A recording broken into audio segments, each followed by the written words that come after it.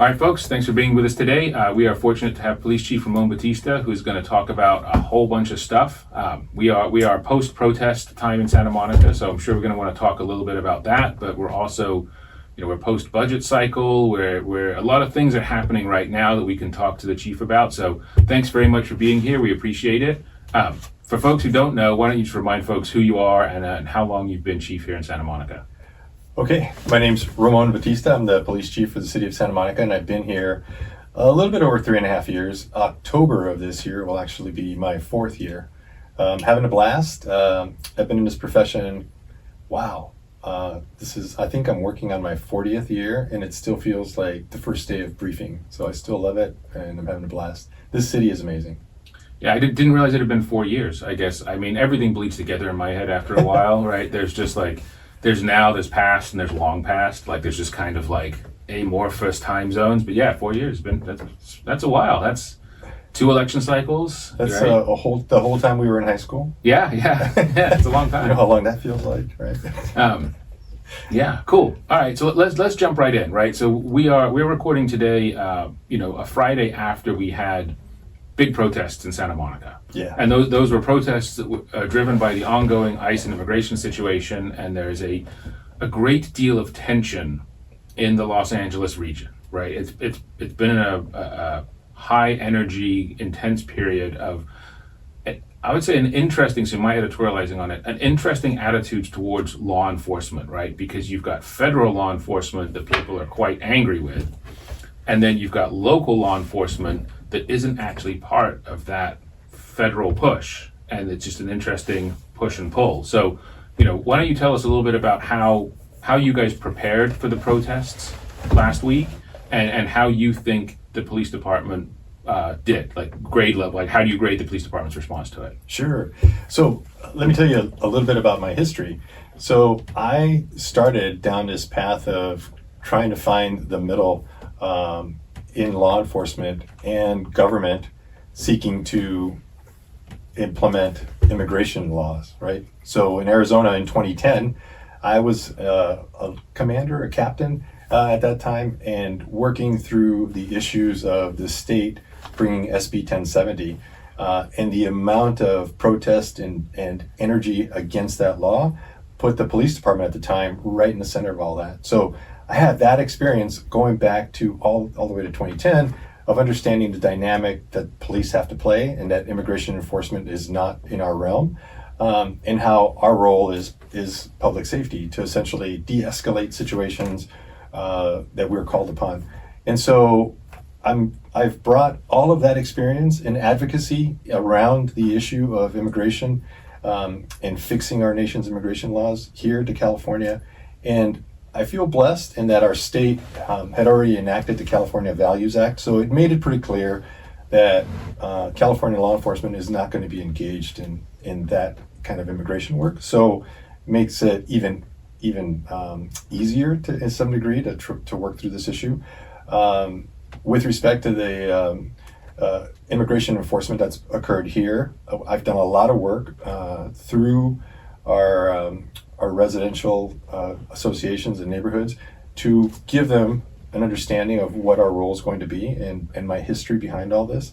I've testified before Congress on improving our nation's immigration laws.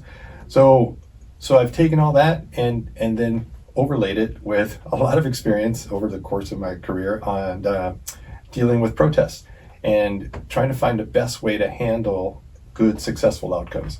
And we applied all of those principles to the rally and the pro-democracy rally and protest that occurred last Saturday, and I felt really good about it. We coordinated with other agencies, within ourselves. We planned, we worked with the organizers, and all of it was successful in the end. And I felt really good about the fact that folks that were attending were high-fiving the officers and taking selfies, and we had maybe a handful of minor conflicts, one involving a pro-Trump person that drove through the area with flags, and they were escorted out of the area pretty quickly. We had another group of folks that arrived with a big box of gas masks, and then another individual that was walking around with a backpack full of broken up concrete in his backpack. But all of those things ended up peacefully with no arrests, and we were okay. Got it. And so that's, stark contrast. So what everyone's comparing this to, the calibration is the 2020 protest that turned into a riot that turned into mass looting, right? Like that's the touchstone everyone has. And so I guess one of the things I think that is different about this protest is when I was down there, it's like the physical energy of the protesters was different. Like there was a difference. There was also what I want to say, in the last time, there was a bifurcation of the crowd. There were folks who were there to protest, and there were folks who were there to commit crimes. And the people who were there to commit crimes may have been part of the protest initially, but they splintered off, and then we had this like different groups of things happening. And by my estimation, by what I saw, the criminal element just didn't emerge, right? Folks they didn't appear to be there to fight. They didn't appear to be there to do that. But on the same side, I think what's notable and what's interesting is that Santa Monica Police Department, while it was a robust response, like cops weren't lining the streets in riot gear. It didn't feel like the police had showed up ready to fight either, right? And I'm not knocking LAPD intentionally, but like some of the images that came out of the downtown LA protests kind of seemed like everybody showed up to fight. Like that's what it felt like based on those images. So I guess from your perspective, when you were prepping for this, looking at this, what do you think you guys did differently or learned from? I know you weren't here for that incident, but some of your officers were. What did you learn from the last time, or what did you do differently that you think paid dividends when it came to managing this kind of large scale protest?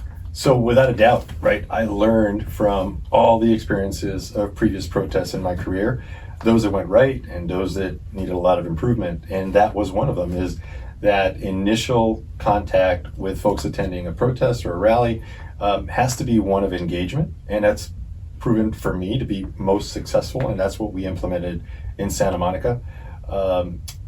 And then thinking about how things unfolded in 2020, I've read enough to know what happened. And my senior command is very familiar with what happened.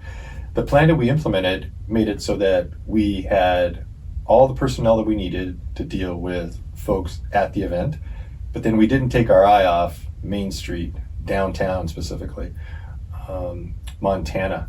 We made sure that there was going to be enough of our personnel to cover those areas in case something started to happen and we needed to focus on the rally. We were never going to be drawing folks from other areas, and we're going to maintain that presence in those other spots.